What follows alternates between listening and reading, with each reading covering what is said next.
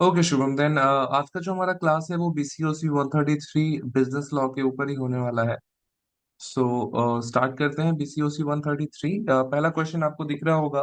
The law of yes sir. Contract is not the whole law of agreements nor it is the whole law of obligations. देखो, यहाँ पे कुछ कुछ terms का इस्तेमाल किया गया है। Contract is one of the term, and then law of agreement, and then law of obligations. ठीक है ना? सो लॉ ऑफ कॉन्ट्रैक्ट क्या है? ठीक है, पहले इन सब की जो बेसिक टर्म्स है उसको पहले हम लोग समझ लेंगे। So law of okay sir. Contract जो होता है, जनरली कॉन्ट्रैक्ट क्या होता है? कॉन्ट्रैक्ट दो लोगों के बीच में होता है। Agreement is the same thing, आप वो बोल सकते हो। एंड ये चीजें जब हम लोग कर लेते हैं, जब हम एक कॉन्ट्रैक्ट में बनते हैं किसी के साथ, जब हम कॉन्ट्रैक्ट में आते हैं या फिर एग्रीमेंट में आते हैं, तो जिन ड्यूटीज को हम लोग को पूरा करना होता है, दैट इज आवर ऑब्लिगेशन, है ना, जिसको पूरा करना जरूरी है। अगर आप पूरा नहीं करोगे तो आप कॉन्ट्रैक्ट को ब्रीच कर रहे हो, राइट? तो उस केस में जो है कॉन्ट्रैक्ट वो यस वॉइड भी हो सकता है। इन दैट केस, तो आपका जो वॉइड है वो नल एंड, जो आपका कॉन्ट्रैक्ट है वो नल एंड वॉइड भी हो सकता है। Okay. So law of agreement and law of जो कॉन्ट्रैक्ट होता है, उसको एक तरीके से फॉलो करना बहुत ज्यादा जरूरी है। लेकिन एट द सेम टाइम यहाँ पे बोला जा रहा है कि जो लॉ ऑफ कॉन्ट्रैक्ट है वो पूरी तरह से लॉ ऑफ एग्रीमेंट नहीं हो सकता। मतलब जरूरी नहीं कि वही हो, और ना ही वो पूरा कंप्लीट ऑब्लिगेशंस भी हो सकता है। अब क्या है, इसको हम लोग डीप में समझने की कोशिश करेंगे। यहाँ पे एक डेफिनेशन दिया हुआ है। Statement, the law of contract is not the whole law of agreement. ये हमारा स्टेटमेंट था ना, the law of contract is not the whole law of agreement nor it is nor it is it the whole law of obligation, suggest that while contract law plays a significant role in regulating agreements, it does not encompass all aspects of agreements or obligations in the legal context, है ना? तो एक contract जो होता है, वो contract एक तरीके से आपके लिए एक रास्ता तैयार करता है कि उसके उस आप उस रास्ते पे चल करके अपने जो भी ऑब्लिगेशन है, आप उसको पूरा करके उस कॉन्ट्रैक्ट को कायम रखें, बनाए रखें। लेकिन कभी भी लीगल तौर पे अगर देखा जाए, लीगल कॉन्टेक्स्ट में अगर देखा जाए, तो वो पूरी तरह से मतलब क्या बोलूंगा, सही नहीं होता, है ना? पूरी तरह से वो कंप्लीट नहीं होता है। कुछ कुछ चीजें स्टिल जो है वो रह यस सर। जाती है ना। वही बात यहाँ पे बोली गई है। It does not encompass all aspects of agreements, है ना। हर एक जो एग्रीमेंट है उसके सारे के सारे एस्पेक्ट्स को जो है वो वहां पे दर्ज नहीं होता है, जो एग्रीमेंट जो कॉन्ट्रैक्ट होता है उसमें, या आप जो ऑब्लिगेशन है उसमें। Okay. This statement highlights the broader legal landscape beyond contract and underscores the distinction between contractual obligations and other form of legal obligation, होगा। ओके। सो ये जो स्टेटमेंट है, ये हाईलाइट करता है इस बात को कि जो लीगल लैंडस्केप है वो कॉन्ट्रैक्ट से काफी आगे है, उसके बियॉन्ड है। जो कॉन्ट्रैक्ट बन गया, उसका मतलब है कि वही चीज एकदम वैलिड रह जाएगी, उसमें कोई चेंजेस नहीं आएंगे, वो बात नहीं है। लीगल अगर टर्म्स में देखा जाए तो लीगल चीजें जो होती हैं वो बहुत ज्यादा वाइड चीजें होती हैं, बहुत ही चीजें जो है उसमें इंक्लूडेड होती हैं, जो कि हम लोग बहुत सारी चीजें हम लोग कॉन्ट्रैक्ट में मेंशन नहीं कर सकते, राइट? तो यहाँ पे उन सारी चीजों की बात की जा रही है। तो अगर डिस्कशन की बात करें, थोड़ा सा समझ लेते हैं contract versus agreement and other legal obligations. और तीसरा है हमारा कॉम्प्रिहेंसिव लीगल फ्रेमवर्क। ठीक है, तो कॉन्ट्रैक्ट्स वर्सेस एग्रीमेंट्स पहले समझ लेते हैं। While contracts are subset of agreements, not all agreement necessarily result in legally binding contracts. Okay, so जो contracts होते हैं वो agreement का एक छोटा सा सबसेट होता है। जरूरी नहीं है कि वो complete जो है वो agreement रहे। agreement का एक छोटा सा पार्ट होता है contracts। ठीक है ना? और यहाँ पे क्या बोला गया, not all agreements necessarily result in legally binding contracts. Okay. जितने भी सारे एग्रीमेंट होते हैं वो लीगली आप उसके उसके साथ बंधे हुए रहो, ये भी जरूरी नहीं होता है। And agreement is a broader concept. एक एग्रीमेंट जो होता है वो ब्रॉडर कॉन्सेप्ट होता है, दैट इंक्लूड्स एनी अंडरस्टैंडिंग और अरेंजमेंट बिटवीन पार्टीज। तो ये सारी चीजें हो सकती हैं, जो भी है understanding and arrangement, whether legally enforceable और नॉट, है ना, उसको लीगली हम लोग इन्फोर्स कर सकते हैं या नहीं। Contracts on the other hand are legally binding agreements. Contracts में भाई वो आपको करना ही पड़ेगा। एग्रीमेंट और कॉन्ट्रैक्ट में देखो, यहाँ पे एक छोटा सा डिफरेंस बताया गया है कि दोनों ही एक तरह से अ, है कि दो लोगों के बीच में हो रहा है। ठीक है ना? कि एक बंदा कह रहा है कि ये चीज है, दूसरे वाले बंदे को एग्री करना पड़ रहा है। But yes sir. एग्रीमेंट में मतलब आदमी एग्री कर रहा है, लेकिन कॉन्ट्रैक्ट में जब आप उस चीज को लिखवा रहे हो तो हो सकता है कि कुछ कुछ चीजें आप नहीं लिखवा रहे हो, लेकिन एग्रीमेंट के टाइम पे आपने बोल दिया था कि हाँ ये ठीक है। तो एग्रीमेंट जो होता है वो हमेशा लीगली बाइंडिंग नहीं होता है। ओके। लेकिन कॉन्ट्रैक्ट्स हमेशा ही लीगल बाइंडिंग होगा, जो भी कॉन्ट्रैक्ट्स में लिखा हुआ रहेगा, पेपर में लिखा हुआ रहेगा, वो आपको मानना ही पड़ेगा। ठीक है ना। तो यहाँ पे देखो लिखा हुआ, contracts on the other hand are legally yes sir. Binding agreement that create rights and obligations. Other legal obligations की अगर हम लोग बात करें, beyond contract various legal obligations exist such as tortious obligations, quasi contracts and statutory obligations। ये tortious मुझे exactly मालूम नहीं है ये, लेकिन quasi contracts का मतलब क्या होता है? ऐसा कॉन्ट्रैक्ट जो कि दोनों के लिए एप्लीकेबल होगा, quasi। और तीसरा है statutory obligation which means legal, है ना। statutory मतलब लॉ के लिए जो obligations है, लॉ के तहत जो चीजें obligation है। ओके। तो टॉर्ट लॉ क्या है, टॉर्ट ऑब्लिगेशंस क्या है, उसको देख लेते हैं थोड़ा। तो tort law govern civil wrongs that cause harm। Okay, so tort law governs civil wrongs that cause harm, while quasi-contract imply obligations imposed by law to prevent unjust enrichment. Okay, so अगर tort law की बात करें तो वो generally जो है, जो civil, जैसे हम लोग हैं, हम लोग सिविलियंस हैं, राइट। तो हम लोग अगर किसी भी तरह की कोई गलत चीज करते हैं जिसकी वजह से कुछ हार्म पहुंचता है, राइट, तो उस केस में हम लोग उसको टॉर्शियस ऑब्लिगेशंस कहेंगे। मतलब जो चीज हमें नहीं करनी चाहिए वो चीज अगर हम लोग कर रहे हैं, दैट इज टॉर्शियस ऑब्लिगेशन, है ना, उसको हम लोग पूरा नहीं कर रहे हैं। वाइल अगर क्वासी कॉन्ट्रैक्ट की बात करें तो क्वासी कॉन्ट्रैक्ट लीगल ऑब्लिगेशंस होते हैं। मतलब ऑब्लिगेशंस को इम्प्लाई करना होता है, आपको इम्पोज करना होता है कि आपको वो चीजें करनी है, टू प्रिवेंट अनजस्ट एनरिचमेंट, है ना। किसी भी तरह का कोई जो है गलत काम या गलत डिसीजन आपको नहीं लेना है, कुछ ऐसा नहीं करना जिससे कि जो है दूसरे को नुकसान पहुंचे। वेयर एज अगर स्टैट्यूटरी ऑब्लिगेशंस की बात की, so this is the legal form of obligation, जो आप कह सकते हो कि कंप्लीटली लीगल है, ये आपको करना ही पड़ेगा बाई हुक और बाई क्रुक, ये चीजें आपको माननी ही है। So statutory obligations arise from legislation and regulations, है ना। ये कहाँ से अराइज होता है? लेजिस्लेशन से, मतलब जो कानून बनाए जाते हैं हमारे पार्लियामेंट्स में, वहां से। Okay, legislations and regulations. तीसरा पॉइंट था हमारा कॉम्प्रिहेंसिव लीगल फ्रेमवर्क।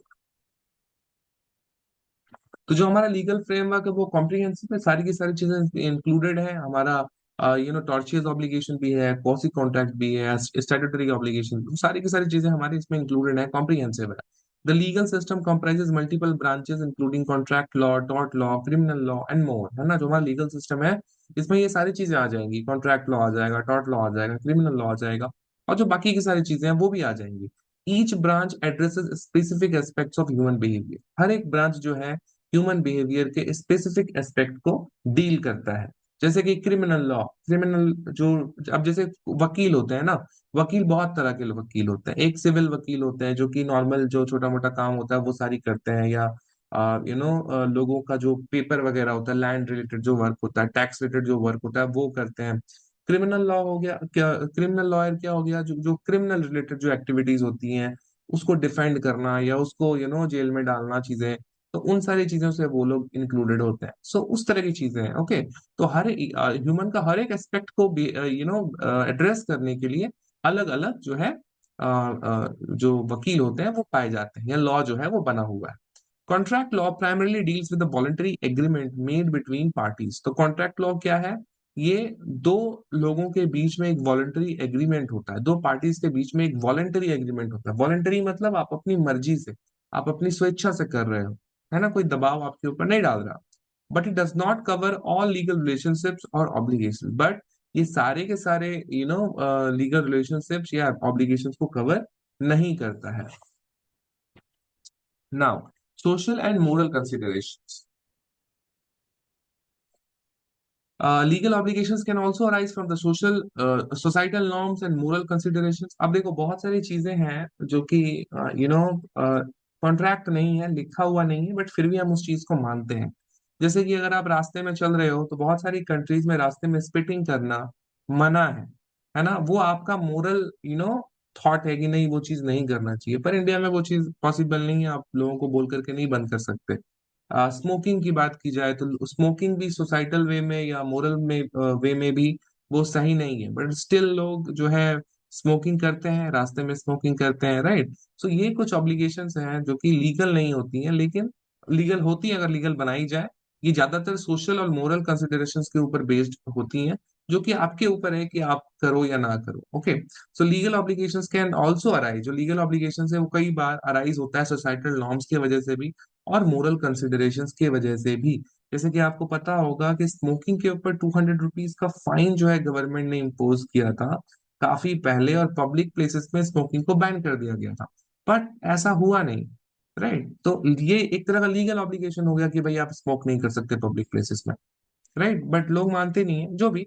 तो ये जो ऑब्लिगेशन बना, ये जो लॉ बना, ये कहाँ से बना? ये सोसाइटल नॉर्म्स की वजह से बना। राइट, कि लोगों को नहीं पसंद कि भाई पब्लिक में भाई एक आदमी को पीना है, उसकी वजह से बाकी सारे लोग क्यों सफर करें। राइट, तो इस वजह से ये लॉ बन गया। So not all moral and social obligation, सारे के सारे मोरल एंड सोशल ऑब्लिगेशन हमेशा ऐसा नहीं होता है कि find expression in contract law, है ना। हमेशा कॉन्ट्रैक्ट लॉ में ये सारे के सारे आपके मोरल और सोशल ऑब्लिगेशंस आ जाएंगे, ऐसा जरूरी नहीं है और ऐसा होता भी नहीं है। Individuals and entities may have ethical responsibilities that extend beyond the contractual realm. Okay, so जो इंडिविजुअल्स होते हैं या फिर जो बिजनेसेस होती हैं, एंटिटीज होती हैं, उनके पास एथिकल रिस्पॉन्सिबिलिटीज भी होती हैं। एथिकल मतलब क्या सही है क्या गलत, ये भी आपके ऊपर एक रिस्पॉन्सिबिलिटी होता है, जो कि आपके कॉन्ट्रेक्चुअल जो रेम है, आपका जो कॉन्ट्रेक्चुअल पूरा का पूरा ऑरा है, उसके बाहर निकल करके भी आपको सोचना होता है कि चीजें क्या एथिकल है और चीजें क्या एथिकल नहीं है। Right, fourth point. Yes sir.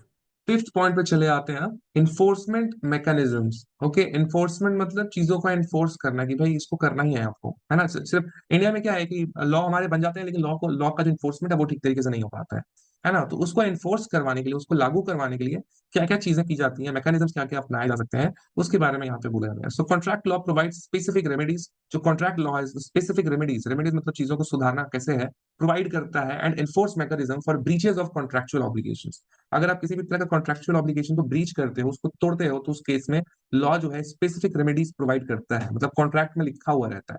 जैसे देखना, मूवीज जो बनती हैं, मूवीज में जो एक्टर्स होते हैं उनको कॉन्ट्रैक्ट साइन करना पड़ता है मूवी डायरेक्टर के साथ कि भाई आपको साल भर में इतने दिन जो है आपको हमें देने पड़ेंगे, ठीक है, आपकी तबीयत खराब रहे कुछ भी रहे, ये शूट आपको जो है पूरा करना है। Same goes for serial makers, है ना, जो डेली सॉप्स बनते हैं उसमें भी। तो उसमें बहुत सारे हैं कि अगर आप, अभी से बिग बॉस अभी रिसेंटली चल रहा था, तो बिग बॉस में था ना कि आप अपनी विलिंगनेस के वजह से आप बिग बॉस छोड़ के नहीं जा सकते, आपको सिर्फ एलिमिनेट किया जा सकता है, आप छोड़ के नहीं जा सकते। अगर आप छोड़ के जाओगे तो वहां पे क्लॉज डाला हुआ था कि 2 करोड़ रुपए आपको जो है देने होंगे बिग बॉस को, अगर आप बीच में अपनी मर्जी से छोड़ करके जाते हो तो। बहुत बातचीत भी हुई थी बिग बॉस में, आई डोंट नो आपने देखा था कि नहीं। जो भी वो उस तरह के जो एनफोर्समेंट मैकेनिज्म होते हैं कि अगर आप नहीं मानोगे तो फिर आपको ये चीज करना पड़ेगा। इवन बिजनेस सेक्टर में भी देखना कि 1 मंथ का जो है, जो नोटिस पीरियड है वो आपको सर्व करना रहता है। अगर आप किसी भी कंपनी को छोड़ते हो कॉर्पोरेट में, तो आपको 1 मंथ का नोटिस पीरियड आपको सर्व करना पड़ेगा, करना ही पड़ेगा, कोई चारा नहीं। तो कॉन्ट्रैक्ट लॉ, जब आपने उस कंपनी को ज्वाइन किया था, तो उसी टाइम पे कॉन्ट्रैक्ट में आपसे साइन करवा लिया गया था कि जब भी आप अपने बिजनेस को छोड़ोगे, इस कंपनी को छोड़ोगे, तो आपको 1 महीने पहले इन्फॉर्म करना पड़ेगा। मतलब आप इन्फॉर्म करके 1 महीने अपना नोटिस पीरियड सर्व करो, उसके बाद फिर ज्वाइन कर लो। Okay, so that is what happens in the corporate arena as well.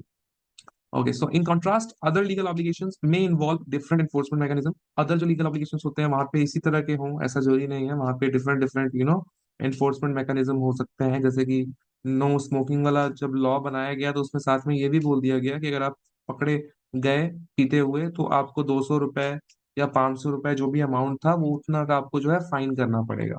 तो ये जो फाइन करना पड़ेगा, ये क्या था, ये एक तरह का इन्फोर्समेंट मैकेनिज्म था कि लोग डरें, लोग ना पिए।